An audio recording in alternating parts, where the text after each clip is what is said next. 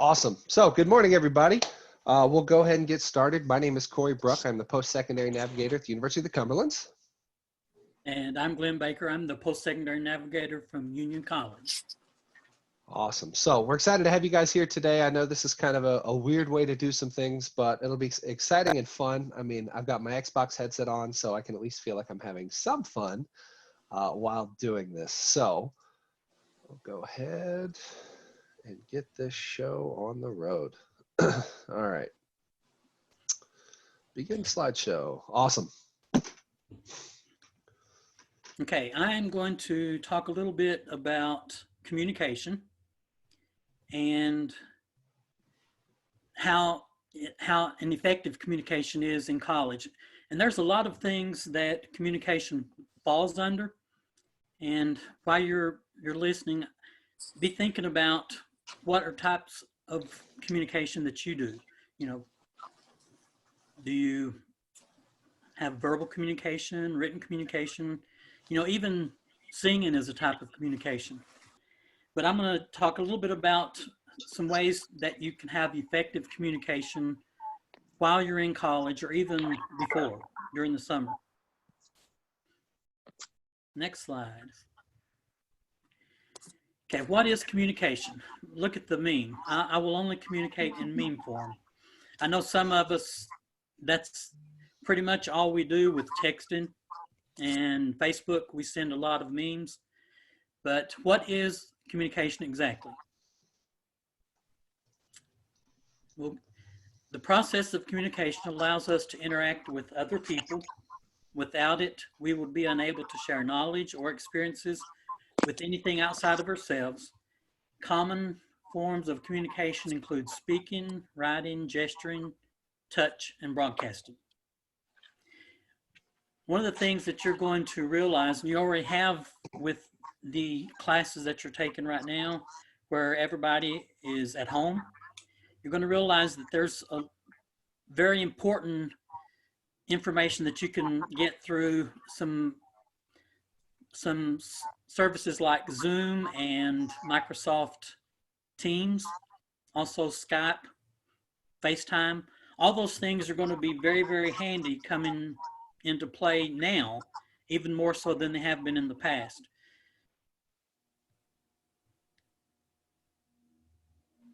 Okay, the parts of an email, and this is very important. When you get to college, it's very important that you, when you email a professor, that you do certain things. You have certain things in the email. And I will give you an example of students that have sent me emails in the past. And this is true.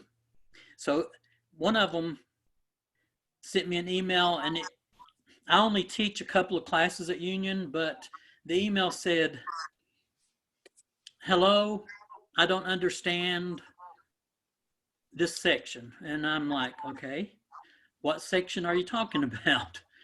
Who is this? You know, I kind of figured that part out by looking at the email, who it was from, but I didn't know which class they were talking about. I don't know what they didn't understand. So it's very important to be very specific when you do your emails. The parts of an email is to, like wherever you're going to send the email to. Is it going to be a professor? Is it a friend? Who do you want to receive the information that you're sending? The CC is carbon copy.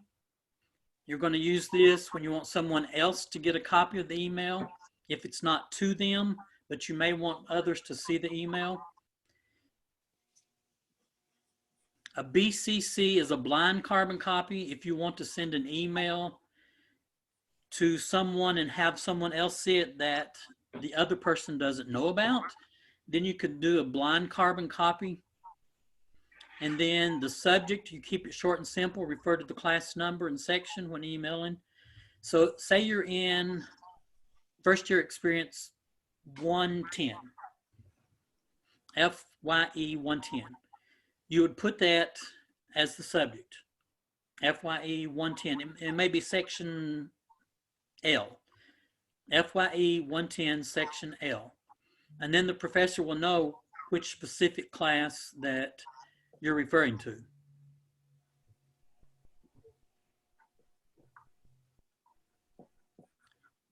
Next slide. Okay, here's an example of a carbon copy and a blind carbon copy. This email's from Jonathan Grove. You can see that he's sending it to Ashley Miller. And he wants Janet Costa and Nina Myers to also see it. But then he's sending a blind carbon copy to Julie Scala. He wants that person to see it without the other people's knowledge. And he's just sending the email, thank you for your support with the meeting. I will inform you of the results when I get the files posted. So this is just an example of a carbon copy that you're sending it to people that you want to see. And then you're sending a blind carbon copy to someone that needs to see it, but the other people do not need to necessarily know that.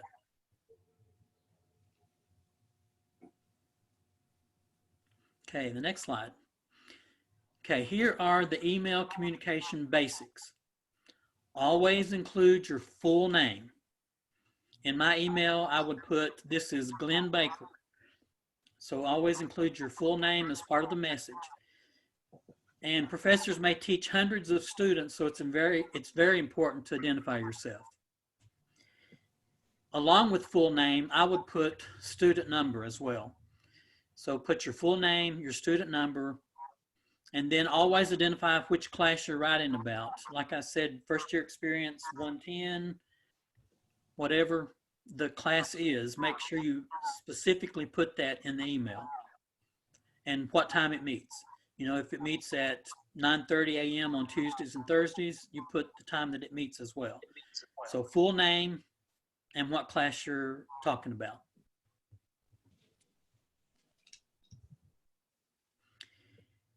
And then, do you have a good question that can be answered in a paragraph or less? Do you have an assignment that you're allowed to submit via email? And do you need an immediate response? I will tell you that sometimes you will send emails and will not get a response for a little while.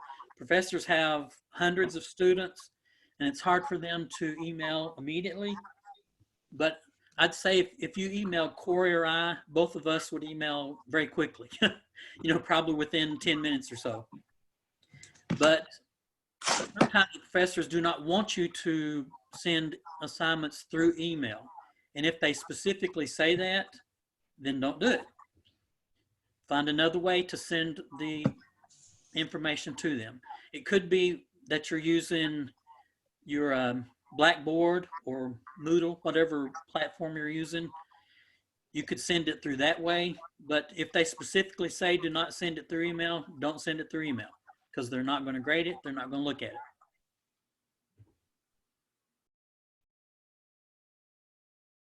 Okay, next slide. Here's some more basics. Always include your contact information. They're going to have the email, of course, since you're sending the email, but put your cell phone number as well in case the professor needs to call you or has a question about the information that you're putting in the email. So be sure to put your phone number along with your email address. Always use complete sentences. I've had emails that will just say something like, well, using letters instead of words, like how are you with the you instead of the you. Do not do that. That's absolutely the wrong thing to do when you do an email to a professor. So make sure you have complete sentences and you're using proper English and proper grammar. And email messages sent to a professor or other college staff should not be casual. You're concerned about something in the class, you need to make it kind of official, businesslike. So it's not a casual email. So don't abbreviate, don't use the letter U for you. Make sure that you have complete sentences and you write it extremely well. Next slide. Okay, when you're sending an attachment, include in the email the file name, what format it is, and what version of the program. For example, if they allow attachments and you're sending a research document that you have developed.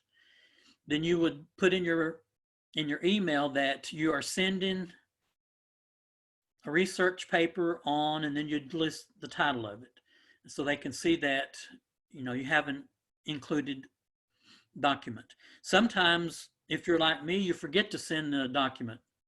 So if you put it in the email that you've sent a document and it doesn't happen, then the professor will know that you have attempted to send something and will ask more information about it so you can actually send the paper. Okay, we're ready to go to the next one. Email communication, how can we improve it? And important reminders. Let's just go through the steps of an email communication to a professor. First thing, make sure you have your full name. Second thing is to make sure that you have your ID number, your phone number, and your email address. Make sure all that information is in there. Make sure that the class that you're referring to is listed in your email, because the professor teaches 6 to 7 different classes, and if you don't explain which one that he's referring to, then he may not figure out what you're talking about. So make sure the class is listed with number and section. Also make sure that you write in complete sentences, because if you just write something very short, the professor may not understand what you're talking about and may need more information. So be very specific, write in correct grammar, and make sure that you ask what you're wanting to know. If it's something about a homework assignment, you can say, I don't understand the homework assignment that was given on April the 13th about writing an essay for your class. Could you please help me with that particular assignment? What exactly do I need to do?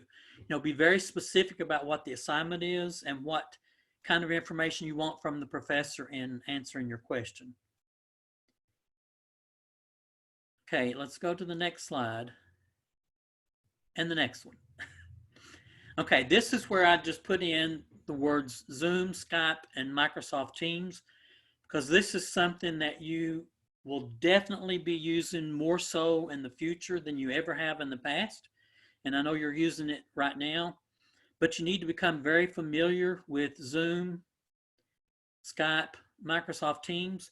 You don't have to have an account to use it, but it would help if you had an account for Zoom.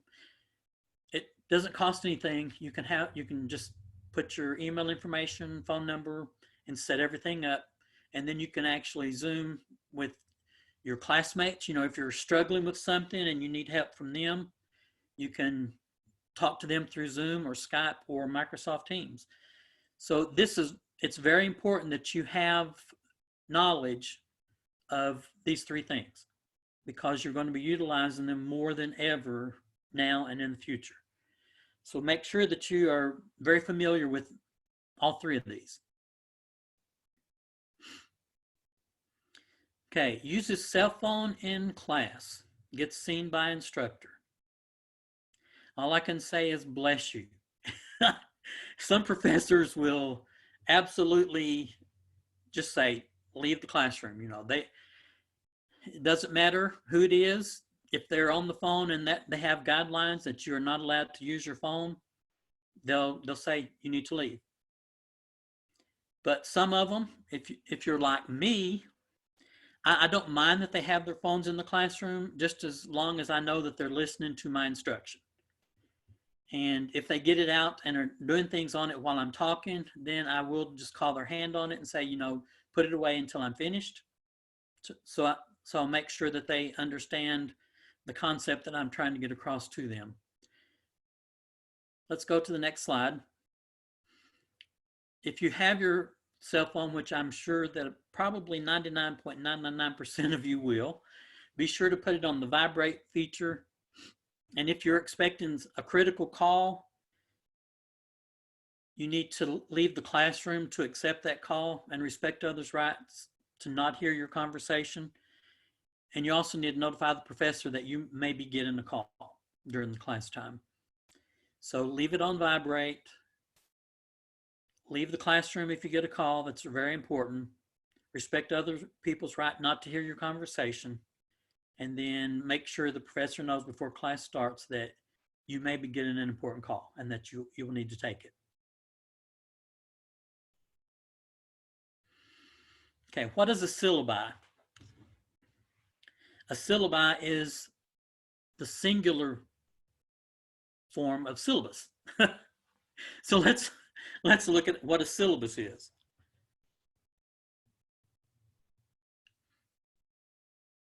Okay, a syllabus is a document that you'll receive on the first day of class from your instructor. It includes important information you will need for the entire semester. Keep it and read it, as it will include all or some of the following. And the syllabus is absolutely one of the most important things that you'll receive the first few days of class. Because like this said, it will have so much information on it that will keep you up to date. It'll have, if you go to the next slide, Corey, it will have lots of information about when your assignments are due, when you're going to be having a test. It will have everything that you need to know about the class that you're getting ready to take. And you need to know your syllabus inside and out, because I know Corey's going to be talking a little bit about time management in a little bit. One of the things that you need to make sure you do is, as soon as you get the syllabus, pull out a calendar of some kind and put down all the test dates, all the project dates, all the paper dates that are required for each class that you have. And even put it like a week before and say, in 1 week, this paper is due in English 101. Or in 1 week, we have a test in Math 131. Whatever it is, put it in some type of calendar. And like I said, Corey's going to be talking a little bit more about that a little later. On the syllabus, the professor will have his name, his contact information, his office location, and office hours. The majority of the professors at college, when they have office hours listed, will not accept anyone outside of those office hours. Sometimes they will. You know, I'd say Corey and I will probably accept whenever anyone comes, because we want to help as much as we can. But a lot of times when they have office hours posted, they do not stay in the office except for those times, or they keep the door shut while they're grading papers or, you know, making lesson plans, doing research, whatever they need to do. So you need to be very aware of the office hours. It'll have the name of the course, the section number, and meeting days and times. It could be like a Monday, Wednesday, Friday class at 9 a.m., 9 to 9:50. And then it'll have a description of the course and its objectives. What can you can expect to know or do by the end of the semester. All of this is critical for you to know about and keep in the forefront of your mind, because you may have an assignment coming up that you forgot to put on your calendar. You need to know the syllabus inside and out. It will have the class policies, including the grading scale, so you can see how much each test or paper or project is worth. It will have professors' expectations of you. That's when they'll have something like, please do not bring cell phones into the classroom, or if you do, make sure they're on vibrate. It'll have information about the textbooks that you need or any of the assigned readings that you'll need for the class. It'll have quizzes and dates, as well as dates for reading, written assignments, projects. It includes descriptions and instructions of how to do some of the assignments. It will have a calendar that reveals how the course is organized and what's happening in each class, each day, and the due dates of everything. So you need, as soon as you get the syllabus and they go over it, start putting information in a calendar. because that will help you remember when certain things are due, when things are coming up. Okay, here is a grading policy in a syllabus. The midterm counts 30%, final is 40%, group project is 20%, and participation is 10%.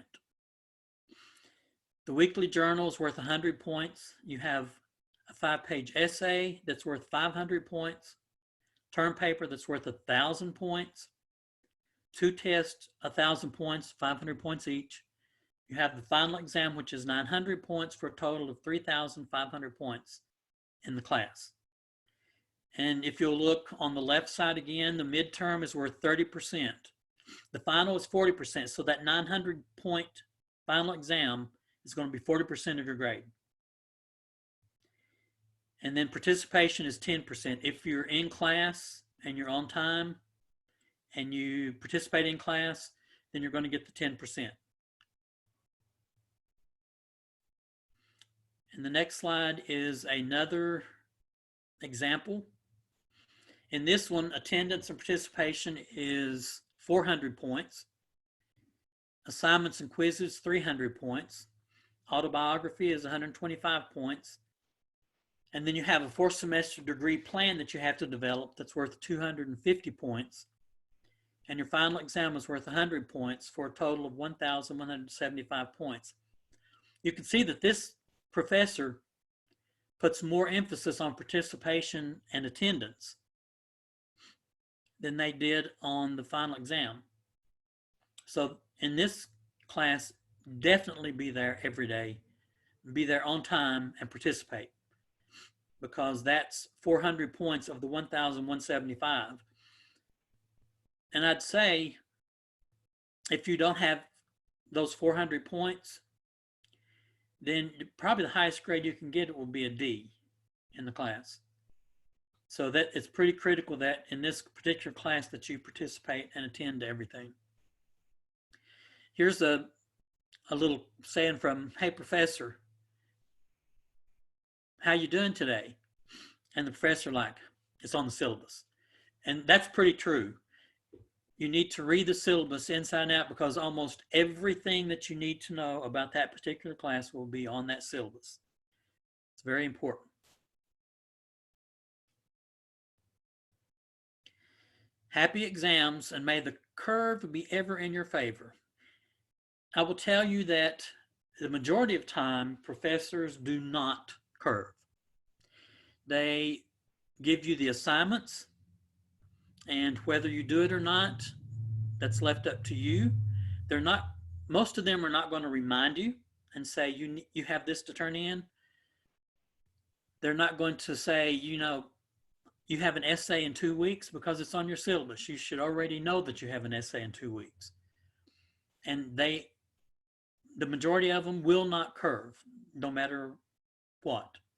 A few will, and a few at Union, I've had to seek out to try to get help for students. And they've helped as much as they could, but some of them will not curve. That whatever you get, you get. And it's left up to you to earn that. They're not going to spoon feed you. They're going to have you work for it.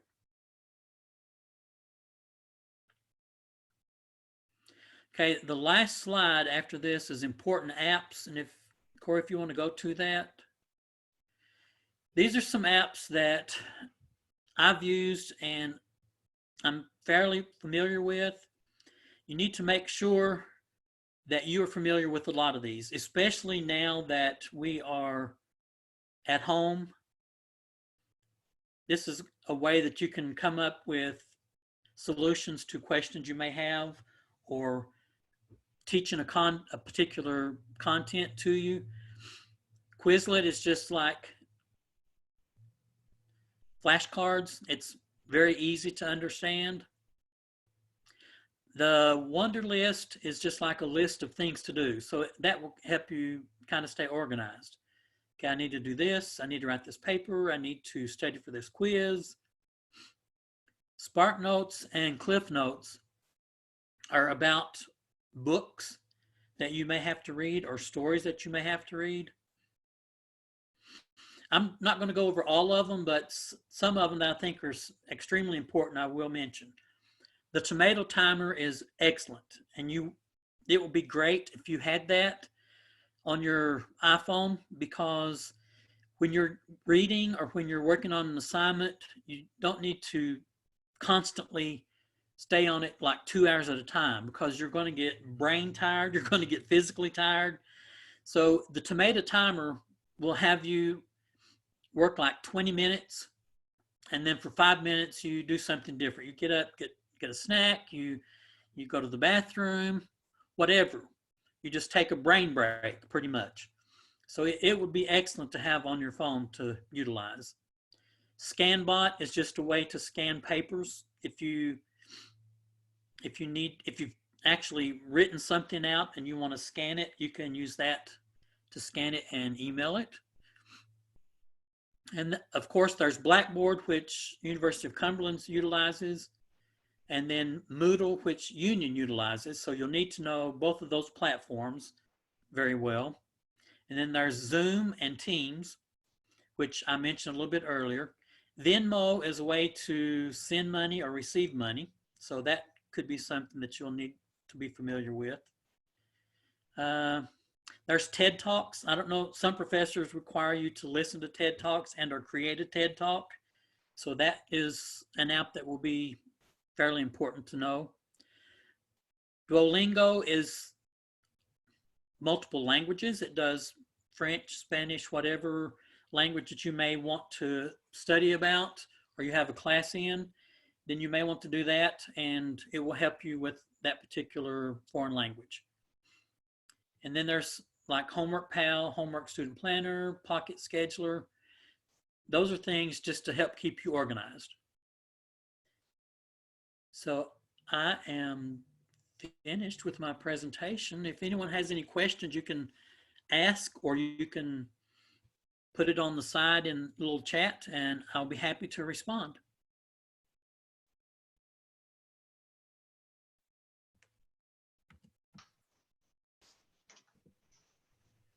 Does anyone have any questions? None from here. Okay. All right, awesome. So thank you, Glenn. That was really awesome. I love how we had the same apps. Glenn and I coordinated to do this, but not the same apps, which I will talk about now. So we are going to go on to some time management here. So give me just a second, and I'll screen share.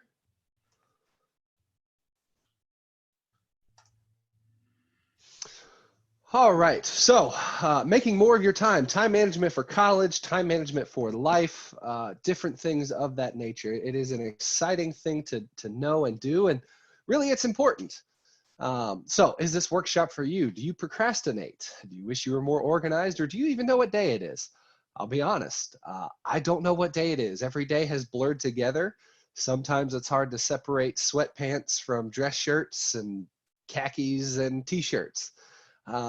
But having a good system for time management, regardless of what's going on, is always going to help you no matter what, especially now with what we are experiencing in the unprecedented times. Knowing when things are due, and like Glenn mentioned with the syllabus, that is key for time management. It's to help keep you organized and efficient within certain aspects. So time management is life management. If you can manage your time well, most likely your life is managed as well. You know, I don't know about you, but I know when I'm running late or behind for something, I don't know if it's anxiety, stress, a number of things tend to happen. It was always kind of ingrained in me as a young man, you know, if you're 15 minutes early, you're on time. If you're on time, you're late. And that was even more so with my professional experiences. You know, when I was in college, I was a double major for history and political science. I thought I had time management down. I got to graduate school. I was working 3 jobs to help pay for my wedding, pay for school. I was working at Kroger. I was working as a graduate assistant, and I was working in the tutoring center for undergrads. Man, I thought I had time management down. Then I was fortunate enough to get a career in athletic academic advising at the United States Military Academy, West Point. And I had no idea what time management was at all whatsoever. Obviously, the Army does things very differently, but very effectively. And that really helped change my mindset. You know, what does time management even look like? You know, it can be an app, it can be a planner, it can be a number of things. And honestly, there is no right answer. It's whatever works best for you. Me personally, I like to be old school. I like to always keep a paper planner on me at all times. I also duplicate that on my work email. So that way, if something happens, I get a reminder there. If I don't have my planner, I leave it here at the house or at the office. I've always got it. For you, it could be reminders on your cell phone. It could be notes. For some of you, it could be sticky notes. Now, I will say sticky notes are great for a temporary solution, but sticky notes can fall and disappear. So with this, the allocation of time is unbiased and without prejudice. We each receive 24 hours every day. Nobody gets more, nobody gets less. Little morbid, some people do get less than 24 hours in a day, but it's one of those things of how do we use our time, right? We all have the same time. Some people just use it in a sense that's a little bit better than others.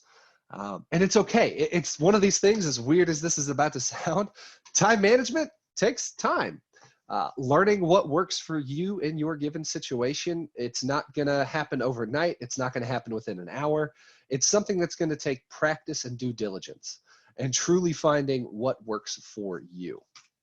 So as a college student, you're required to think at higher levels, process more in less time, work in high pressure situations, work with meticulous professors, and resist a wide range of distractions. You know, it's college. It's not just a 2 + 2 is 4. You might have to explain why 2 + 2 is 4. You know, taking anywhere from 3 to 6 or more individual classes, you have to process a lot more in less time. It's one of those things of it's not going to just happen. It's you have to study, you have to work on things. High pressure situations, you know, as Glenn mentioned, kind of with those syllabus, some instructors put more emphasis on participation in class where, you know, you're like, you know what, hey, I don't have to read as much as I probably should. I can just talk in class and be fine. Yeah, that's great. Up until your final exam could be 40% of your overall grade. And if you don't put forth the small effort continually over time, when it comes to that final exam, it could backfire. Meticulous professors. You know, I've had an experience of professors throughout my academic career. I've worked with a wide array of professors in my professional career. You know, each one is going to have different standards, and it is your responsibility to kind of know what they want, how they expect things, how they like things to be done. You know, what you do in your biology class is not going to be the same as your world civilization or history class.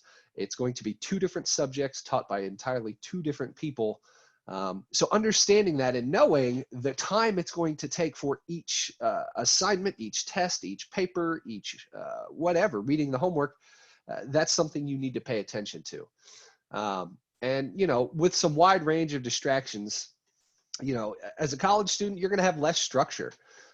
Different incentives, financial rewards, Taco Bell at 2 a.m., no parents to balance the workload.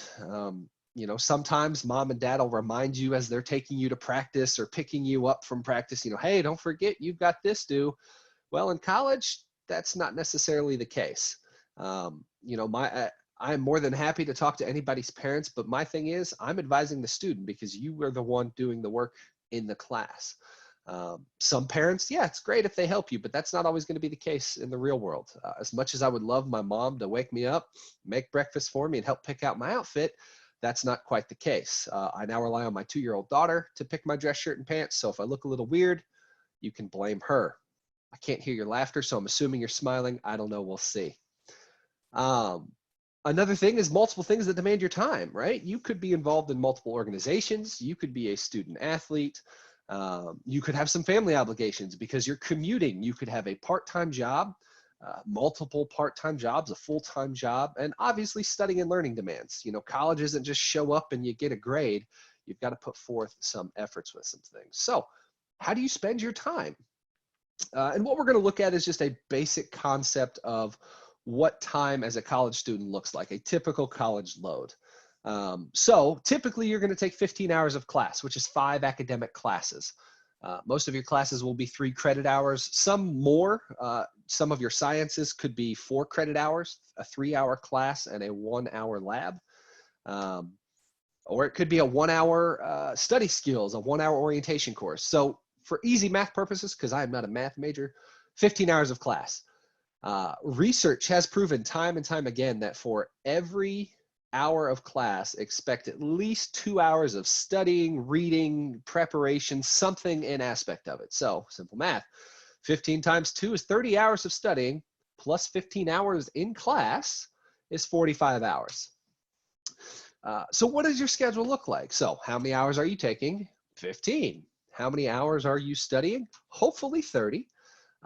If you plan on having a part-time job to pay for school, pay for gas, whatever it might be, let's just say that's 20 plus. If you've got a work-study job on campus, you could work anywhere from 5 to 20 hours a week. Being involved in clubs and organizations. Now, I will put a plug in here, kind of separate from time management. I highly encourage you to get involved in the different clubs and organizations on your campus, wherever you may go. It's one of those things of joining groups of like-minded individuals to help you achieve a goal. You know, if you want to be a physician's assistant, you could join the pre-PA club, and you're going to work with different people, maybe even some faculty and staff who can help you through different processes for that. So I highly encourage you to get involved. You know, college is not just about going to class and then going home. If you want to join the skeet shooting club, join the skeet shooting club. I know the vast majority of colleges and universities, if there's a club or organization that doesn't exist, there's an opportunity for you to start one. You know, some people could love to go bass fishing with a shotgun. As weird as that sounds, hey, you know, get some of that turtle man yay going on. So you could spend anywhere about 20 hours. Again, simple math. It could be more, it could be less. Hours spent on other. That could include hanging out with friends, eating, whatever, right? We're looking at 125 hours. How many hours are there in a week? And little tidbit, I was not cognitively aware of exactly how many hours there were in a week until I put this this presentation together. 168 hours in a week. You know, and some of you are like, wow, that's a lot. And, you know, again, aren't you proud? I can do math, right? But looking at it, if you average 6 hours of sleep per night, that's 42 hours. 168 minus 42. But if we go back a little bit, right, and we said 125 hours with 168 in a week, we've got 43 hours left. 6 hours of sleep per night, that's 42 hours. You have 1 hour to do whatever it is you would like to do. Now, some of you are like, yeah, okay, that's great. Some of you, and probably 99% of you, are going to get more than 6 hours of sleep. You know, usually I say, hey, raise your hand if you sleep from 4 a.m. until 6 p.m. the next night. And a lot of you are probably laughing and going, ha, ha, ha, right? But that's time that you're throwing away, essentially. You know, think of a time when you had an assignment due and you waited last minute to turn it in, right? You were stressed. You're like, oh, there's not enough time. Well, if you hadn't slept for 14 hours, both Saturday and Sunday, the weekend before, and you spent just maybe 4 or 5 hours over your entire weekend devoted to whatever it is that was due, you'd have more time. And I did a little plug with Tracy Lawrence, Time Marches On, because I like old school country or 90s country, not this pop country, skinny jean, Luke Bryan, Florida Georgia Line kind of country. I'm sorry, that's not country. It's like Fall Out Boy found a steel guitar. Anyways, right? So let's talk about some myths about time management. And usually this is where I would kind of do a Q&A, let you guys kind of speak back and forth. But for sake of you probably not wanting to talk and awkwardly staring at me while I sit here in silence, we'll just kind of go through these. So myths about time management. Time is the most important thing. That's false. Simply put, time is an important thing, but how you spend that time is the most important thing. Right at the beginning, I said it's your time. you do with it what you want to do with it. So how you spend it is the most important thing. Number two, do as much as you can in the least amount of time. I'm going to say that one's false.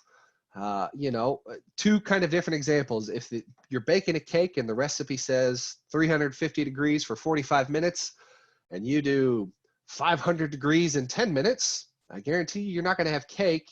I don't know what you'll have, but it's going to be nasty. I'm a big man. I like cake. And another aspect, and one I always try to throw out is, if your car breaks down on the side of the road and your transaxle is broken, do you think duct tape is going to fix it? Maybe for the first 10 seconds, if that, right? And that kind of gets me to number three, that there's always a quick fix. With time management, there's not a quick fix. In the moment, depending on the situation, absolutely, there could be a quick fix. But it's one of those things that time management takes time. It takes practice.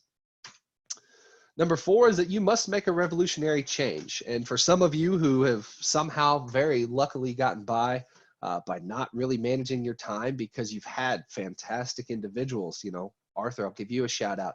You've had these high school teachers and coordinators to, say, hey, don't forget this is due, or hey, don't forget this is happening. You haven't had to necessarily make a revolutionary change. If you attend University of the Cumberlands or Union, you'll have Glenn and I to help kind of be that loving little emphasis. One of my favorite mottos, and I tell my students this all the time, and I was told this from one of my mentors and fantastic individuals. He always told me, he said, Corey, I'm going to keep one hand on your heart and one foot in your rear. I was like, what? You want to kick my butt? Like what? After I got through, college and all the things in life, I now realize what that meant. It was one of these things that he was going to help guide me along. I was bound to make some mistakes and have some shortcomings, but we don't necessarily have that in college. You're going to have Glenn and I and folks at EKU and Somerset we're here to help you, but we can't make a revolutionary change for you. Only you can do that. So in a sense, yeah, you kind of have to make a revolutionary change. You've got to put your mind to, yes, I am going to put forth the effort to do well. My life is controlled by external events.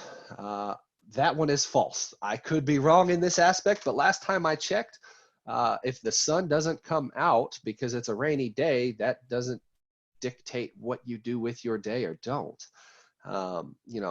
Sometimes people love to just jump on the drama train and say, oh, I couldn't do this because of that. When, the classic is, well, I got stuck behind a school bus and I was going down 25 and the cops were out.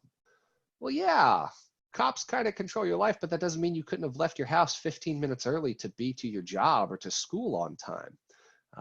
In regards to time management, you set the example, right? Some of you probably have 10 alarms on your phone. Some of you could just wake up with one. Ignoring your alarms and hitting snooze is not an external event. That is you internally deciding to hit snooze. So to me, that one is false. And then number six, I should meet everyone's expectations. This is time management and a life management one. That's a big false. Certain people could say, hey, I expect you to do this and do that. And while that's good and well and all, you should meet your own expectations. You should set your own expectations. Now, kind of contradictory, and I'll use Glenn talking about a syllabus. It lays out the class expectations. But by you wanting to take the class, you agree to those expectations. If you want to do well, your expectation is that you will do well and be successful in that class. But you have to set that expectation. So you're probably going, great, Corey, this is awesome. Thanks. You're telling me all these great things. How do I actually do it? Well, funny you should ask. We have some ways to help with that. Now, this is kind of a three-step time management plan where it's three easy processes to really help you identify and work towards some things. Now, some of you are probably going, Corey, I use my planner, I color coordinate, I have sticky notes, I have the same color folder and binder and pens and pencils. Great. That's awesome. I love it. I really do. But there's always room for improvement. Sometimes too much can be too much. If it takes you more time to organize and do things like that, and you have less time to actually do the things you set forth to do, you might need to reprioritize. So number one, set goals. Allow yourself time to finish them. There's short-term versus long-term goals. Some of you have heard of SMART goals, S-M-A-R-T, S for specific, M for measurable, A for attainable, R for realistic, T for time bound. Different aspects with that. And if you do have questions, would love to get more into that. I love setting goals. Now, obviously, long-term goal would be to, get into college, right? Did that just happen your senior year? For some of you, maybe. For others, you're like, listen, I knew where I wanted to go since I was 6 years old. Great. But when you reach that goal, what's next, right? And to reach a long-term goal effectively, you have to have short-term goals, right? If you want to have a 4.0 GPA when you graduate college, how do you do that? Well, you get a 4.0 your first semester, a 4.0 your second semester, right? That's a short-term / long-term goal. Well, how do you achieve that short-term goal of getting a 4.0? It's where you have to be specific, right? You're going to study. You're going to do X, Y, Z. Number two is integrate efficient organizational tools, apps, planners, email, whatever it might be. You have to integrate what it is you plan to do in your life. Again, I mentioned where I carry a planner everywhere. On my phone, I've got my email backed up on my calendar as well as my planner. Again, if I leave my phone somewhere, if I leave my planner somewhere, I've always got it. I always know what's going on. And so integrating those tools in your life and incorporate efficiency study strategies. And I know I spelled that wrong. I just realized that.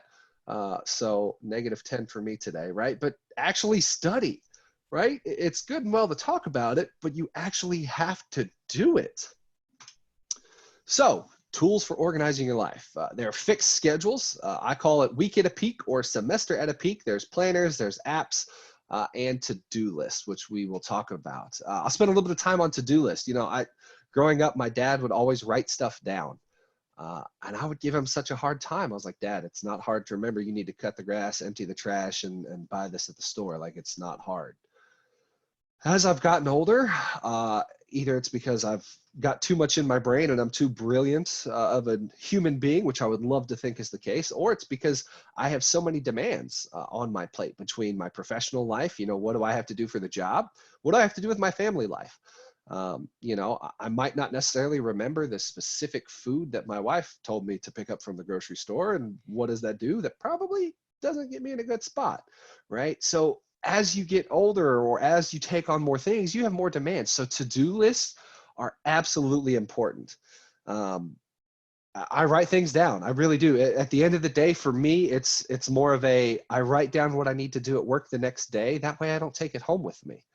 I love being able to come home and play with my kids, make dinner, and not have to think about work. For you, there could be that separation of, hey, school is for school. Afterwards, I've got time to relax. If you plan it out, things just seem to work a little bit easier. So this is a week at a peak, right? This is a simple Excel doc that I spent less than 2 minutes creating. It's just an example, right? Monday, Tuesday, Wednesday, Thursday, Friday. Now, I have R as Thursday because traditionally, most colleges will have R as Thursday instead of 2 T's for Thursday. It just depends. And students get hung up on that. That's just how I do it. I apologize, right? But looking at this, a lot of students, the biggest thing when it comes to time management, I will have students come and say, Corey, I don't have time. You don't understand. Well, okay, let's sit down and do this activity and see how much time you actually have. And so when students sit down and break down what they've got, it opens their eyes a little bit to what they actually have going on. And that's what's hilarious about this sometimes is that when students realize what's going on, it's eye-opening. And it's what's fantastic about all of this. And so with that, I think somebody's on mute. I'm getting a lot of reverb. If you're unmuted, please just mute it back. Sorry, I get a lot of reverb, and I don't know if it's me or you or in between. But with this activity, right, you see the free time. And I highlight this to my students, and I say, hey, on your Monday, Wednesday, Friday, you have 2 full hours between English and Spanish. What could you do with that time? Well, you could take a nap. what? Taking a nap in college? Yes. Do you know how much I miss nap time? A lot. So much, right? And if you use that time wisely, you know, okay, if I take a nap between English and Spanish, that leaves me from 1 to 2 to grab lunch after Spanish. I have an hour until I have to work, from 3 until 10 o'clock or whatever it might be. You know, again, for all intents and purposes, I didn't go through the whole day of this, right? So it's one of these things, if you visually see, I'm a visual learner myself. If I can see things laid out, I can plan a little bit better.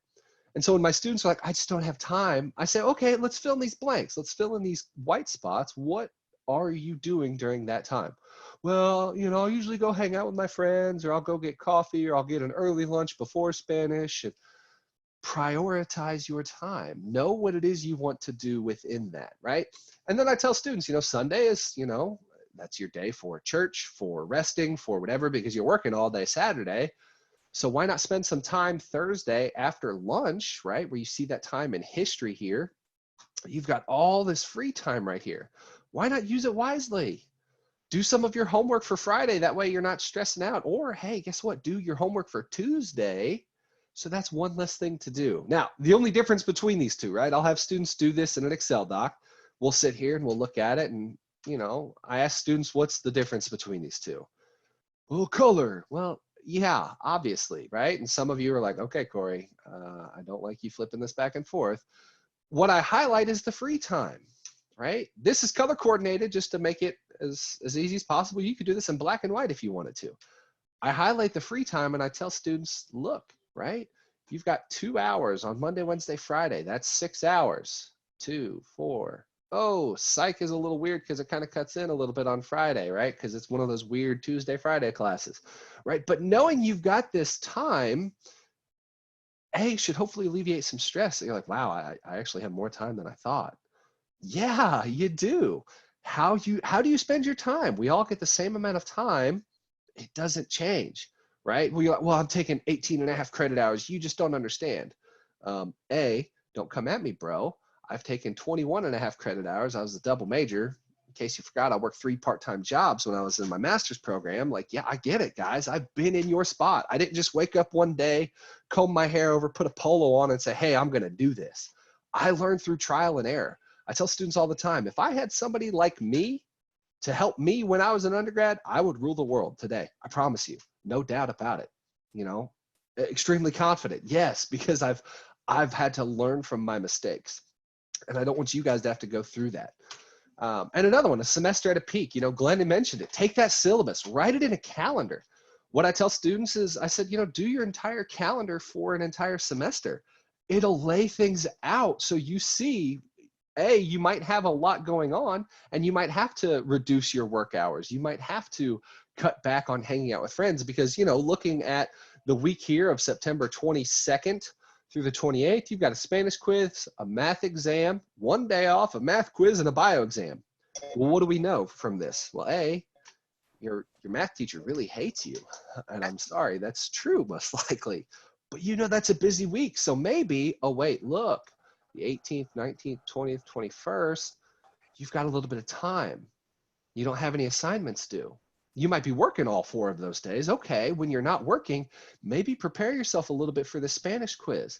Maybe on the 19th or the 20th, start studying for this math exam, right? If you spend these 4 days studying for these 2 academic events, well, guess what? That leaves you 1, 2, 3 days to study for this math quiz and this bio exam, right? It's a giant puzzle. Time management is a puzzle, and where are you going to plug in those pieces? Now, obviously, after this week, I would say probably the 26th after your bio exam, after that lovely week, you absolutely deserve a nap. You deserve a snack, whatever it might be, because, right, you have a whole week off until your Spanish test on the 4th, right? Managing your time will help reduce your stress, will help reduce your anxiety. Understanding, again, if I spend these couple of days here studying for these 2 events, these 2 academic demands, that opens up more time to study for these and cause less stress. So instead of going out, hanging out, making bad choices, staying up till 2, 3 in the morning, playing video games with your friends, you know, spend your time wisely, right? Again, same thing with this. Highlighted it in yellow. This is more of a personal preference. This isn't some revolutionary, eye-opening type of thing. Now, I included dad's birthday and fall break and important events in your life because, again, as a college student, it's not just about academics. It could be your friends' birthdays. It could be student government meetings. It could be Greek life. It could be whatever it might be, right? If you manage that time, things go a little bit easier. So, how do you decide which planner to use? Is it electronic? Is it paper? And again, that's user preference. It's entirely up to you. You know, a daily planner is recommended if you have 21 or more unique meetings and appointments. If you are somebody who is excessively busy throughout the day, a daily planner might be the best for you. The daily planner I use has the hours laid out for me. Why? The demands of my job require at 8 o'clock I'm teaching, at 9 o'clock I'm meeting with the dean, 12 o'clock is lunch break, right? Things of that nature. Weekly, for some of you, which you're probably used to with high school planners or any other type of planner, weekly just has the days and things laid out, right? That could be the same as this, right? This can be considered a weekly, even though it's monthly. But if you had the week of September 8th through the 14th, right, you just know, okay, I've got this English paper, I've got this history quiz, this bio exam, this psych lab. And then monthly, 7 or fewer meetings or appointments. You know, and again, that's where one of those things, it's user preference. So pick the one that works best for you, an app versus paper. I'm going to say, you know, and I get on this soapbox a little bit. We are the smartest, dumbest generation alive in existence ever. And students kind of look at me and they're like, okay, ha, ha, ha, ha. Like, no, really, right? Usually when I do these presentations, I'm in a library. And if I could say, hey, I need you to find out who were the major generals involved on the Union and Confederacy side of the Battle of Antietam. And people would look at me, and what's the first thing you do? You grab your phone. Why? Because we got the Google machine. Even though we might be in a library with access to books and things of that nature, right? We have the answers at our fingertips. So that's where sometimes using your phone is easier. Anymore, people used to check, all right, do I have my wallet, my purse, my keys? Awesome. Now it's phone, wallet, keys, backpack, whatever else you might have, your computer, your tablet, right? And the great thing, if you have an iPhone, your schedule can be integrated automatically to your MacBook. Or, hey, guess what? Your email, if you have it on your phone, which as a college student, I highly recommend that you do, you can have the same calendar on your email on your computer. But I'm also an advocate of having a paper planner, right? If you write it down, chances are you're more likely to remember what it is you've got going on, what is due. Why it's a weird thing with psychology and science, y'all. Writing things down builds memory. It's muscle memory. If you're actively writing something down, you're actively thinking about it. Where anymore, you can sit there, you can pretend to be paying attention to your teacher, and you can be responding to a text to your friend, right? I remember the days of T9 when you had to text on a cell phone and you had to hit 4 times to get the letter L, or 3 times to get L, 4 times to get the letter Z.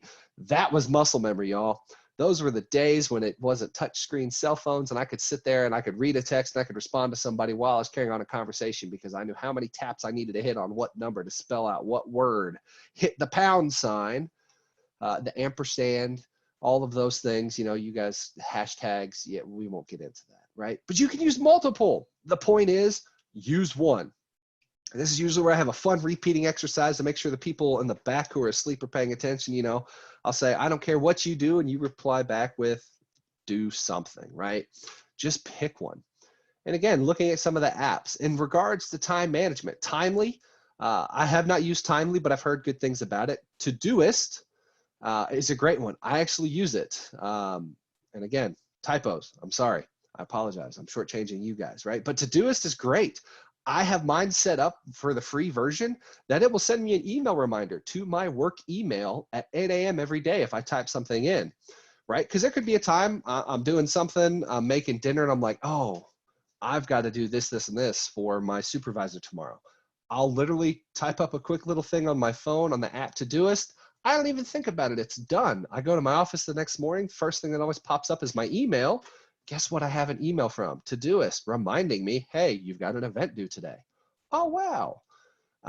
Wunderlist is another great one. Time Tree, Evernote, My Homework, Stay Focused is one. similar to the tomato timer that Glenn talked about. But this one, it locks down your phone for a certain period of time. Some of you have a difficult time of not answering your phone when it vibrates or dings or goes off. And this is one where you can lock it for an hour. You can lock out certain apps, right? Because some of you are like, well, what if I need to dial 911? Well, Drama Llama, save it for a second, right? You can block off certain apps and certain aspects, such as texting, Snapchat, Tinder, whatever it is that you might do. You can block off certain things. iStudies is a great combination. It's similar to Quizlet, but not as in-depth, in my opinion. But Quizlet, and again, my homework also helps with things. I love Evernote, and I believe they have upgraded to a paid subscription version of it only. But when I started using Evernote, I would take notes in class, and then I could access those notes on my phone, on another computer, on another app, on somebody else's phone, anywhere at any given time. You know, and it's one of those things of maybe it's because I'm anal retentive and I'm OCD and I like things to be organized and efficient. I will use, you know, some different one of those things like ScanBot or PDF or Genius Scan. I'll handwrite my notes, and then I scan my notes. I put what class it is and the date, and I save it on my computer. I've been in situations where, you know, you're like, well, why do I need my notes for this? Well, what happens if you leave your notes somewhere and you have an exam tomorrow because you forgot about it until you looked at your planner or your buddy in class reminded you? You need access to your notes. That's one simple way to get access to them. So tips to remember, right? This is important. Why am I still talking? Well, because I want you to remember these things, right? Use daylight hours wisely. 1 hour of time during the day is about an hour and a half or more of studying at night. Don't believe me? Well, okay.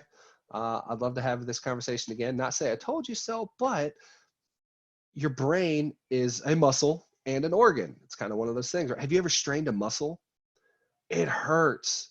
Well, if you get up every day at 7 o'clock and you don't stop until 10 o'clock, are you more efficient during those daylight hours when you're awake or more efficient when you're at night? And some of you are probably going, well, Corey, I do my best work when I wait last minute. Yeah, okay, sure. Again, remember back to the myths about time management, there's always a quick fix. Not necessarily, right? Stay focused and be diligent. Remember, just do it, guys. It's one of these things of Glenn and I will be here to remind you of these things. Why? Not because we want to be jerks about it. We know from experience. I know right now, you know, it's crazy with stuff going on and everything. You're like, oh, I know the answers. I know what's happening. I can Google it. Okay, yeah, but you can look it up, but that doesn't mean you do it. So with time management, guys, just do it. Just make sure it happens. So does anybody have any questions? And this is pre-Star-Lord Chris Pratt. This is Parks and Rec Chris Pratt.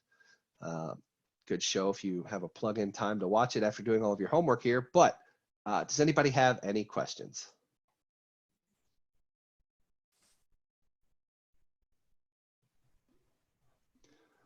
Arthur, I just saw your chat. I'm sorry. Sydney, are you you are repping the Patriots, Sydney? Awesome.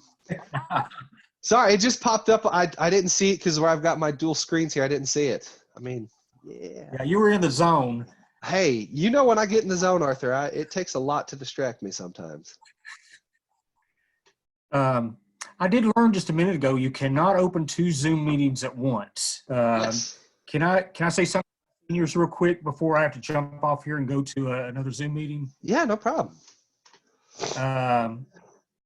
Are any of you in on the senior meeting that Ms. Williamson is putting together for Friday?